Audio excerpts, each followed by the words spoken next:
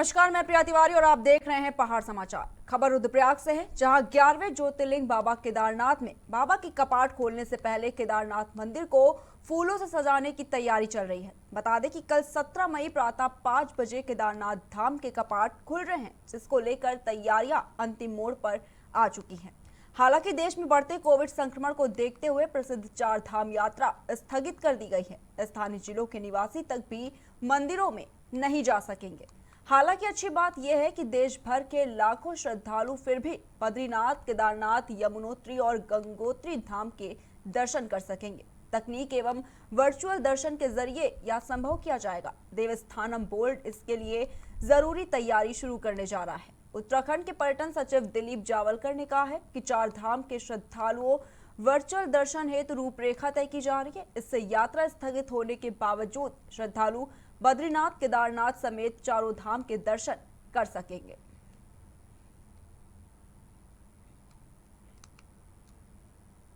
तो 17 मई को बाबा के कपाट खुलने जा रहे हैं। आपको बता दें कि तकनीक एवं वर्चुअल दर्शन के जरिए यह संभव किया गया है। देवस्थानम बोर्ड इसके लिए जरूरी तैयारी शुरू करने जा रहा है। उत्तराखंड के पर्यटन सचिव दिलीप जावलकर ने कहा है कि चार धाम के श्रद्धालु वर्चुअल दर्शन हेतु रूपरेखा तैयार की जाएगी और इसके यात्रा स्थगित होने के बावजूद श्रद्धालु बद्रीनाथ, केदारनाथ समेत चारों धाम के दर्शन कर सकेंगे।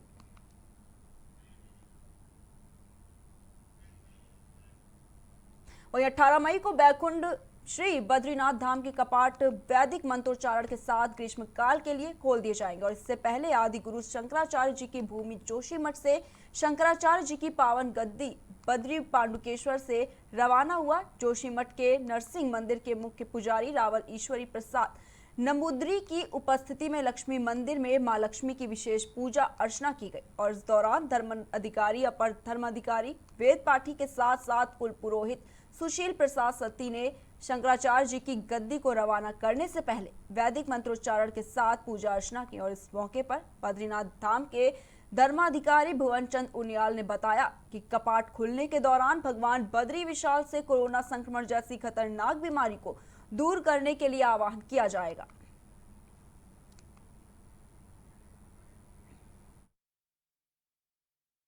भगवान की पारंपरिक तैयारियां बिल्कुल अपने स्तर में चल रही हैं। ठीक मुहूर्त में नरसिंह पूजन होके और डोली बद्रीनाथ के लिए चल पड़ी है।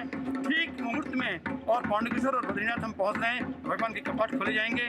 खोलते ही सबसे पहले यही निवेदन होगा कि सर्वे भवन्तु सुखिनः, सर्वे सन्तु निरामयाः, सर्वे भद्राणि पश्यन्तु, मां कश्चित् दुःख भाग् भवेत्। संसार से बीमारी मिट जावे और लोग तड़प रहे हैं आपके दर्शन के लिए। लोग दर्शन। उत्तराखंड की बदहाल स्वास्थ्य सेवाओं के विरोध में कांग्रेसियों ने विरोध दर्ज कराते हुए सांकेतिक उपवास किया। बता दें कि कांग्रेस प्रदेश मुख्यालय देहरादून में प्रदेश अध्यक्ष प्रीतम सिंह के नेतृत्व में कांग्रेसियों ने प्रदर्शन किया है। इस दौरान प्रीतम सिंह ने पत्रकारों से बातचीत करते हुए कहा कि राज्य सरकार ने कोरोना से निपटने के लिए कोई तैयारी नहीं की है। गांव-गांव तक कोरोना का संक्रमण फैल चुका है, लेकिन सरकार इस ओर कोई ध्यान नहीं दे रही है, जिसके विरोध में सांकेतिक उपवास रखा गया है। तो ये खबर देहरादून से बता रहे, जहां पर कांग्रेस कार्यकर्ताओं ने विरोध जताया है। आपको बता दें कि कांग्रेस प्रदेश मुख्यालय देहरादून में प्रदेश अध्यक्ष प्रीतम सिंह के नेतृत्व में कांग्रेसियों ने प्रदर्शन किया है। इस दौरान प्रीतम सिंह ने पत्रकारों से बातचीत करते हुए कहा है कि राज्य सरकार ने कोरोना से निपटने के लिए कोई भी तैयारी नहीं की है। गांव-गांव तक कोरोना का संक्रमण फैल चुका है, लेकिन सरकार इस ओर कोई ध्यान नहीं दे रही और इसी के विरोध में सांकेतिक उपवास रखा गया है। भगवान केदारनाथ की चल उत्सव विग्रह डोली अपने शीतकालीन गद्दी स्थल ओमकारेश्वर मंदिर ऊखीमठ से धाम कैलाश के लिए प्रस्थान करते हुए रात्रि प्रवास के लिए गौरी कुंड पहुंच गई है। वैश्विक महामारी कोरोना संक्रमण के कारण लगातार दूसरी बार प्रशासन व पुलिस की निगरानी में डोली को वाहन से पहुंचाया गया। बाबा केदारनाथ की डोली शनिवार को अपने धाम पहुंच गई है। 17 मई को सुबह 5 बजे विधि विधान से मंदिर के कपाट खोले जाएंगे। इसके बाद 6 माह तक धाम में ही आराध्य पूजा और अर्चना होगी। शुक्रवार सुबह 5:30 बजे से शीतकालीन गद्दी स्थल ओमकारेश्वर मंदिर के गर्भगृह में बाबा केदार की भोग मूर्तियों का सामूहिक अभिषेक किया गया और इस मौके पर पुजारियों ने बाबा को महाभोग लगाते हुए आरती उतारी और इसके बाद गर्भगृह से भगवान केदारनाथ की भोग मूर्तियों को मंदिर के पुजारी टी गंगाधर लिंग एवं शिव शंकर लिंग के द्वारा पंचकेदार गद्य स्थल में विराजमान किया गया है।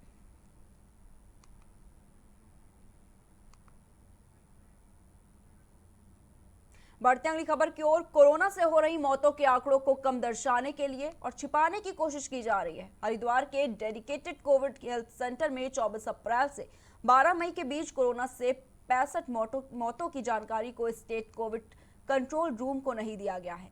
स्वास्थ्य विभाग के आला अधिकारियों की जांच के बाद मामला सामने आया है। हरिद्वार के 500 बेड वाले बाबा बर्फानी अस्पताल में इससे पहले भी कई अव्यवस्थाएं सामने आ चुकी हैं। स्वास्थ्य विभाग के अधिकारियों का ये कहना है कि स्टाफ की कमी के चलते डाटा अपडेट नहीं किया गया है। तो हरिद्वार से खबर सामने आ रही, जहां पर बाबा बर्फानी हॉस्पिटल की जो साजिश है उसका खुलासा किया गया है। आपको बता दें कि कोरोना से हो रही मौतों के आंकड़ों को कम दर्शाने के लिए और इसको छुपाने की लगातार कोशिश की जा रही है। हरिद्वार के डेडिकेटेड कोविड हेल्थ सेंटर में 24 अप्रैल से 12 मई के बीच कोरोना से हुई 65 मौतों की जानकारी को स्टेट कोविड कंट्रोल रूम में नहीं दिया गया है।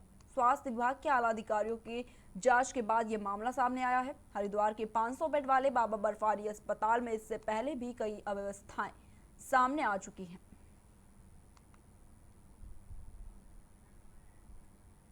सितारगंज में जहां लोग अपनों के शवों को भी छूने से भाग रहे हैं और उन शवों को नदी में बहा रहे हैं, वहीं इस महामारी में टीम इश्तियाक अंसारी किसी फरिश्ते से कम नहीं है। अपनी जान की परवाह ना करते हुए निःशुल्क लोगों की मदद कर रहे हैं। पूरे उत्तराखंड में कहीं इस तरह का कोई भी फ्री ऑक्सीजन सेवा केंद्र शायद ही चलता हो जो यहाँ चल रहा है। यहाँ डॉक्टरों की राय लेकर ऑक्सीजन दी जाती है। यहाँ तक कि यूपी के कई जिलों से लोग अपने मरीजों को लेकर पहुंच रहे हैं। इसी टीम के सदस्य रेहान अंसारी ने बताया कि लोगों की निरंतर अंग सेवा करते आज 21वां दिन है और हमारी पूरी टीम इस महामारी में लोगों की सेवा कर रही है। वहीं रेहान अंसारी ने कहा है कि शहर के किसी अस्पताल में अगर कोई मृत्यु हो जाती है तो अस्पताल द्वारा हमें फोन आता है, हम अपनी गाड़ी से उनको उनके घर तक पहुंचाते हैं।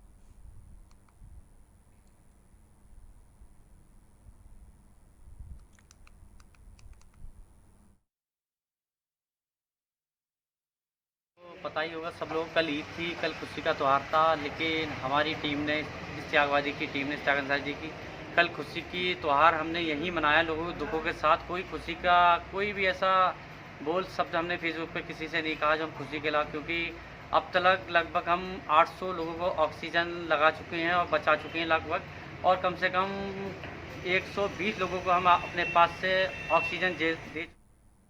लक्सर के खेड़ी खुर्द गांव में महिला का शव दफना कर आ रहे लोगों पर कुछ लोगों ने अंधाधुंध गोलियां चला दी। इस हमले में 4 लोगों की मौत हो गई, जिसमें 9 लोग गंभीर रूप से घायल हो गए। और इस मामले में पीड़ित पक्ष की ओर से मिली तहरीर के आधार पर 22 लोगों के खिलाफ हत्या का मामला दर्ज किया गया है। लक्सर पुलिस ने 6 लोगों को अवैध असलाह के साथ गिरफ्तार कर पहले ही जेल भेज दिया था, जबकि 2 लोगों को अवैध तमंचा के साथ आज गिरफ्तार किया गया है। लक्सर कोतवाल प्रदीप चौहान ने बताया है कि जिन 2 लोगों को आज गिरफ्तार किया गया है उनके पास से अवैध तमंचे बरामद किए गए हैं। 6 लोगों को पहले जेल भेजा गया और 2 लोगों को आज जेल भेजा जा रहा है। बाकी लोगों की धरपकड़ जारी है। लक्सर कोतवाल ने कहा है कि किसी को भी नहीं बख्शा जाएगा और सभी को जेल भेजा जाएगा।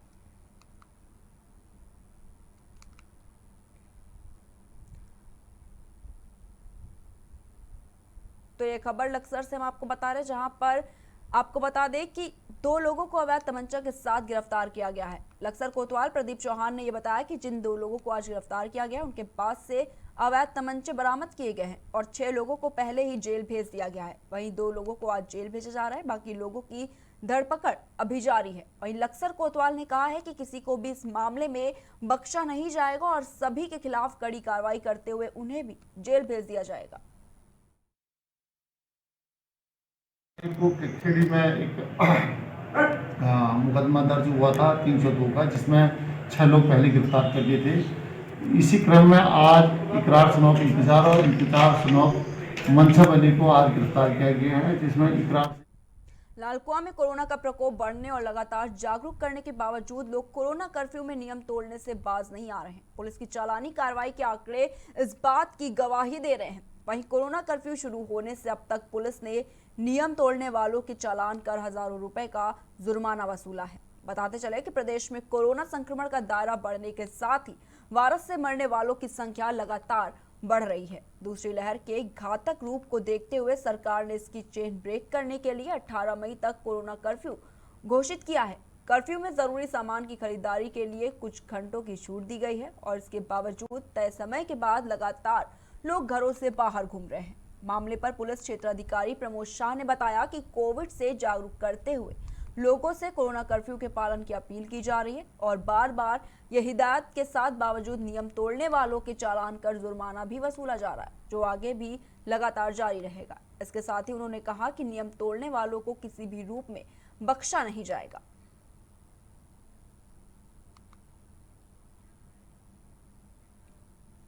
मामला तहसील विकास नगर क्षेत्र का है, जहां फाइनेंस कंपनियों के द्वारा महिलाओं पर कर्ज की किस्त जमा करने के लिए दबाव बनाया जा रहा है। आपको बता दें कि इस वक्त देश के ज्यादातर हिस्सों में कोरोना कर्फ्यू लगा हुआ है। हालांकि सरकार ने कोरोना कर्फ्यू देश हित के लिए लगाया हुआ है, जिससे कि महामारी की चैन टूट सके, लेकिन इस बीच में उन लोगों को काफी दिक्कतों का सामना करना पड़ रहा है जिन्होंने बैंकों एवं फाइनेंशियल कंपनियों से लोन लिया हुआ है। जहां एक तरफ मध्यम तबके व्यापारियों का शटर डाउन है और घरों में काम करने वाले मजदूरों के आगे रोजी रोटी का संकट आ गया है। ऐसे हालातों में निजी बैंक और फाइनेंशियल कंपनी मासिक किस्तों के दबाव बना रही है। क्षेत्र विधायक मुन्ना सिंह चौहान ने स्पष्ट शब्दों में ये कहा है कि वैश्विक महामारी के दौरान फाइनेंस, सरकारी बैंक और छोटे मोटे लेन देन करने वाली संस्थाएं किसी भी तरह का जवाब न बनाए, वरना उनके खिलाफ ठोस कार्रवाई की जाएगी।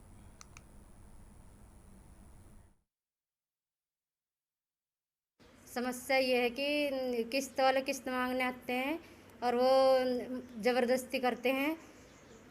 तो उन्होंने कर्जा दिया है, मांगे हुए तो है वो देंगे, अब तक दे रहे थे, काम चल रहा था दे रहे थे, अब कहाँ से दें? लॉकडाउन चल रहा, महामारी चल रही है, आदमी हमारे काम करने जाते हैं, अब कोई काम नहीं दे रहा तो अब कहाँ से देंगे?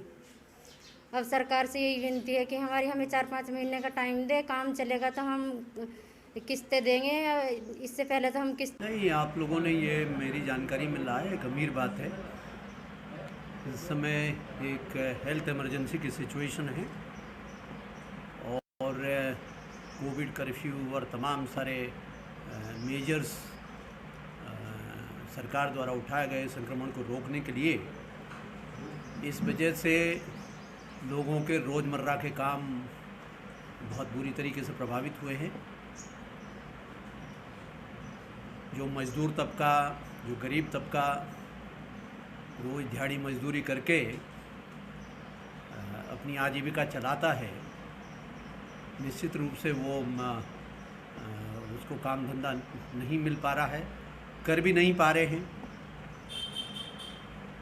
ऐसी स्थिति में जो भी हो, प्राइवेट फाइनेंस कंपनीज हो, सार्वजनिक क्षेत्र के बैंक हों, कोऑपरेटिव क्षेत्र के संस्थाएं हो, निश्चित रूप से वसूली के काम को इस बीच में बंद रखना चाहिए। प्रदेश में कोरोना संक्रमण के साथ साथ अब कुछ मरीजों में ब्लैक फंगस के मामले लोगों को भयभीत करने का काम कर रहे हैं। ताजा मामला ऋषिकेश एम्स का है, जहां उत्तर प्रदेश के मेरठ से कोरोना संक्रमण के चलते ऋषिकेश एम्स में भर्ती 2 मरीजों में ब्लैक फंगस की पुष्टि हुई है। एम्स निदेशक प्रोफेसर रविकांत के मुताबिक कुछ दिनों पहले उत्तर प्रदेश के मेरठ से 2 मरीज कोरोना संक्रमण के चलते ऋषिकेश एम्स में भर्ती हुए थे। भर्ती मरीजों का एम्स में नियमित उपचार चल रहा था। उपचार के दौरान दोनों मरीजों में ब्लैक फंगस के लक्षण देखे गए, जिसके बाद दोनों मरीजों को संबंधित आवश्यक जांचें करवाई गई और एम्स में ब्लैक फंगस के 2 मामले आने के बाद उत्तराखंड में कुल 5 मामले सामने आ चुके हैं। तो खबर ऋषिकेश से, जहां एक तरफ कोरोना का कहर बढ़ता जा रहा है तो वहीं दूसरी तरफ ब्लैक फंगस का जो संक्रमण है उससे लोग काफी ज्यादा भयभीत दिखाई दे रहे हैं। आपको बता दें कि उत्तर प्रदेश के मेरठ से कोरोना संक्रमण के चलते ऋषिकेश एम्स में भर्ती 2 मरीजों में ब्लैक फंगस की पुष्टि हुई है। वहीं एम्स निदेशक प्रोफेसर रविकांत के मुताबिक कुछ दिनों पहले उत्तर प्रदेश के मेरठ से 2 मरीज कोरोना संक्रमण के चलते ऋषिकेश एम्स में भर्ती हुए थे। भर्ती मरीजों का एम्स में नियमित उपचार चल रहा था। वहीं उपचार के दौरान दोनों मरीजों में ब्लैक फंगस के लक्षण देखे गए, जिसके बाद दोनों मरीजों की संबंधित आवश्यक जांचें करवाई गई। एम्स में ब्लैक फंगस के 2 मामले आने के बाद उत्तराखंड में कुल 5 मामले हो चुके हैं।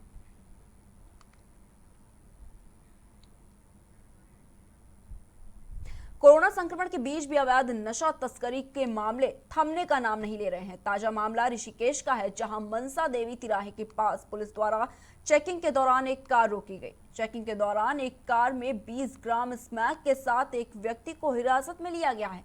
बरामद की गई स्मैक की अनुमानित कीमत करीब 80,000 रुपए बताई जा रही है। तस्करी के आरोप में एक युवक को भी पुलिस ने गिरफ्तार किया है और जिसके खिलाफ एनडीपीसी की धाराओं में मुकदमा दर्ज किया गया है। कोतवाल रितेश शाह ने बताया है कि तस्करी में प्रयुक्त कार कब्जे में लेकर पुलिस ने सीज कर दी है। वहीं पूछताछ के बाद युवक को न्यायालय में पेश किया जाएगा। तो ये खबर ऋषिकेश से, जहां पर पुलिस ने एक तस्कर को गिरफ्तार किया और साथ ही उसके पास से पुलिस ने 80,000 रुपए की कीमत की स्मैक भी बरामद की है। आपको बता दें कि तस्करी के आरोप में एक युवक को पुलिस ने हिरासत में भी लिया है और इसके साथ ही पुलिस ने आरोपी के खिलाफ एनडीपीएस के धाराओं में मुकदमा दर्ज किया है। कोतवाल रितेश शाह ने बताया है कि तस्करी में प्रयुक्त कार कब्जे में लेकर उसे सीज कर दिया गया है और पूछताछ के बाद युवक को न्यायालय में पेश किया जाएगा।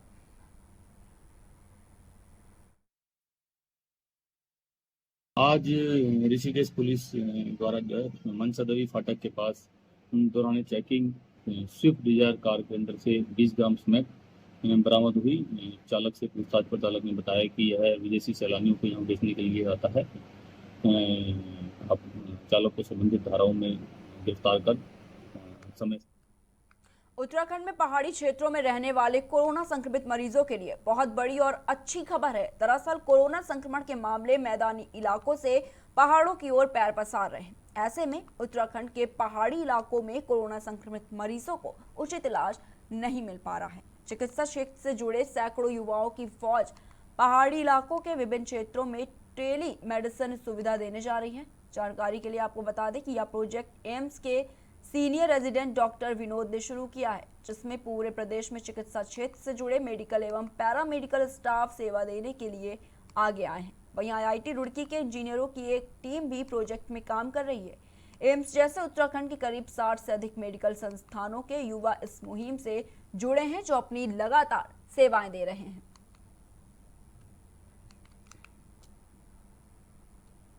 तो पहाड़ी क्षेत्र में टेलीमेडिसिन सुविधा शुरू होने जा रही है। आपको बता दें कि इससे कोरोना संक्रमितों को काफी फायदा मिलेगा और पूरे प्रदेश में चिकित्सा क्षेत्र से जुड़े मेडिकल एवं पैरामेडिकल स्टाफ सेवा देने के लिए इसमें आगे आए हैं। वहीं आईआईटी रुड़की के इंजीनियरों की एक टीम भी इस प्रोजेक्ट में काम कर रही है। एम्स जैसे उत्तराखंड के करीब 60 से अधिक मेडिकल संस्थानों के युवा इस मुहिम से जुड़े हैं, जो अपनी लगातार सेवाएं दे रहे हैं।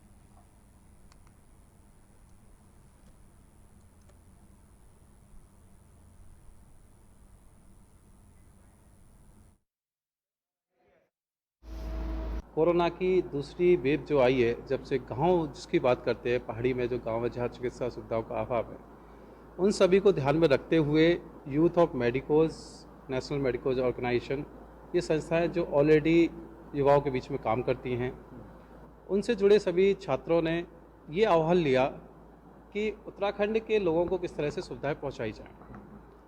ऐसा प्रोजेक्ट ऑलरेडी जो मैं बताने जा रहा हूँ यूपी में काम कर रहा है।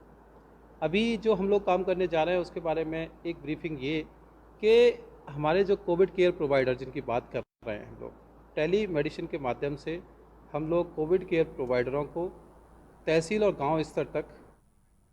मसूरी में एमपीजी कॉलेज परिसर में 18 से 45 आयु वर्ग के लोगों का टीकाकरण का कार्य शुरू हो गया है। यहां पर ऑनलाइन रजिस्ट्रेशन के बाद लोगों को टीके लगाए जा रहे हैं। टीकाकरण को लेकर युवाओं में खासा उत्साह देखने को मिल रहा है और बड़ी संख्या में लोग टीकाकरण केंद्र पर पहुंच रहे हैं। कोविड प्रभारी डॉक्टर प्रदीप राणा ने बताया है कि आज से 18 से 45 आयु वर्ग के लोगों का टीकाकरण शुरू किया गया है और इसके साथ ही 45 से ऊपर आयु वर्ग के लोगों का भी टीकाकरण अन्य केंद्रों पर किया जा रहा है। उन्होंने बताया है कि मसूरी शहर के लिए पर्याप्त मात्रा में टीकाकरण की सुविधा मौजूद है और आज से लगातार टीकाकरण का कार्य जारी रहेगा। और इसके साथ ही उन्होंने बताया कि टीकाकरण केंद्र पर काफी संख्या में लोग आ रहे हैं और लोगों में इसको लेकर काफी उत्साह देखने को मिल रहा है। डॉक्टर राणा के अनुसार टीकाकरण के लिए वे लोग भी आ रहे हैं जिन्होंने रजिस्ट्रेशन नहीं कराया है। आज हमें 18 से 44 के बीच की जो वैक्सीनेशन साइट मिली है एमपीजी कॉलेज में, सुबह से हम लोग चालू कर दिया था, हमने 9 बजे से चालू कर दिया था, अभी तक 60 के लगभग हो गए हैं। अब देखते हैं शाम तक कितने लोग आते हैं और उनका वैक्सीनेशन की। उत्तराखंड में कोरोना संक्रमण शहर ही नहीं गांवों में भी फैल चुका है। कोरोना महामारी से निपटने के लिए उत्तराखंड सरकार, स्वास्थ्य विभाग ही नहीं, ग्रामीण भी कोरोना संक्रमितों की मदद के लिए आगे आ रहे हैं। कोरोना संक्रमण को दूर करने के लिए विकासनगर तहसील क्षेत्र के डाकपत्थर ग्राम प्रधान मंजू मोगा व समाज सेवी रविंद्र हिमान के सौजन्य से डाकपत्थर गांव में कोरोना संक्रमित मरीजों के लिए कोरोना आइसोलेशन वार्ड बनाया गया है और संक्रमित मरीजों के लिए सैनिटाइजर, दवाई, मास्क के साथ ही ऑक्सीमीटर, थर्मल स्क्रीनिंग के जरिए लोगों की ऑक्सीजन लेवल की जांच की जा रही है और साथ ही थर्मल स्क्रीनिंग के जरिए लोगों का बुखार भी चेक किया जा रहा है। में ही नहीं, उत्तराखंड के ग्रामीण इलाकों में कोरोना संक्रमित मरीजों की संख्या में आए दिन बढ़ोतरी हो रही है और ग्रामीण इलाकों में कोरोना वायरस ने अपना पैर जमा चुका है। और सबसे बड़ी बात आपको बता दूं कि हमारी उत्तराखंड सरकार ही नहीं, स्वास्थ्य विभाग के कर्मचारी ही नहीं, हमारे जो ग्रामीण इलाके के जो हमारे ग्राम प्रधान हैं, जनप्रतिनिधि हैं, समाज सेवी हैं, उनकी तरफ से भी इस कोरोना महामारी को जड़ से समाप्त करने के लिए अहम जिम्मेदारी भूमिका निभाई जा रही है। अभी मैं मौजूद हूँ समाज सेवी यहाँ पे धीमान जी से कि जो जिन्होंने जो है सारी व्यवस्था की है, उनसे जाने की क्या व्यवस्था की है सर। ये नमस्कार सर, मैं रविंद्र धीमान। मैं आपको बताना चाहूँगा कि जैसे कि भाई साहब ने कहा कि जो कोरोना संक्रमण है अब शहरों को छोड़ के गाँव में भी पैर पसारने लगा है, तो हमारे ग्राम पंचायत प्रधान डाकपत्थर मंजू मोगा जी के नेतृत्व में और ग्राम पंचायत के सौजन्य से ये समस्त जो है सामग्री का दी गई है ग्राम पंचायत के लिए, जिसमें कि पेशेंट को आजकल निम्बुलाइजर मशीन अहम भूमिका निभा रही है चेस्ट में इन्फेक्शन होने के लिए, और बीपी की मशीन है, ये ब्लड प्रेशर की मशीन है, ये भी दी गई है, और स्टीमर है, स्टीमर की व्यवस्था की गई है, टेम्परेचर नापने के लिए टेम्परेचर मशीन की व्यवस्था की गई है। ये स्टीमर है, देखिएगा, कोई भी पेशेंट भाप ले सकते हैं।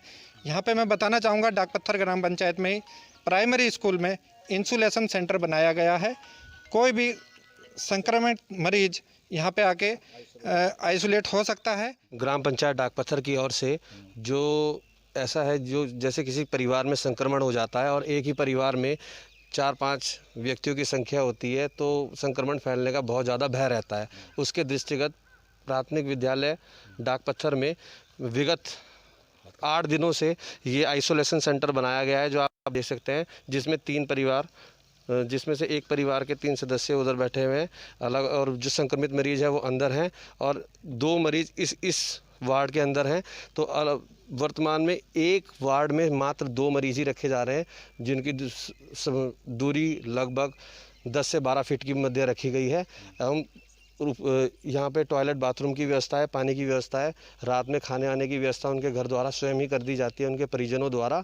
यहाँ पर रोकने का बहुत अच्छा एनवायरनमेंट है और अपनी तरफ से ग्राम पंचायत में सभी को एक अच्छा समुचित उपचार मिल सके, देखभाल हो सके। सचमुच ग्रामीणों ने भी उनके प्रयास से यहाँ पे आइसोलेशन सेंटर भी, कोविड आइसोलेशन सेंटर भी बनाया गया है और इस गांव में कई लगभग जो है 5-6 ऐसे संक्रमित मरीज हैं जो यहाँ पे भर्ती हैं, उनका इलाज चल रहा है। तो कहीं ना कहीं हमारे ग्रामीण इलाके के जो समाज सेवी हैं, ग्राम प्रधान हैं, उनकी अहम भूमिका निभा। अब देखना है कि इस कोरोना महामारी से जड़ से कितना सफल होता है हमारा स्थानीय प्रशासन, ग्राम प्रधान। अब देखना है कि आने वाले समय में इस पर क्या असर पड़ता है। उत्तराखंड से प्राइम टीवी न्यूज चैनल।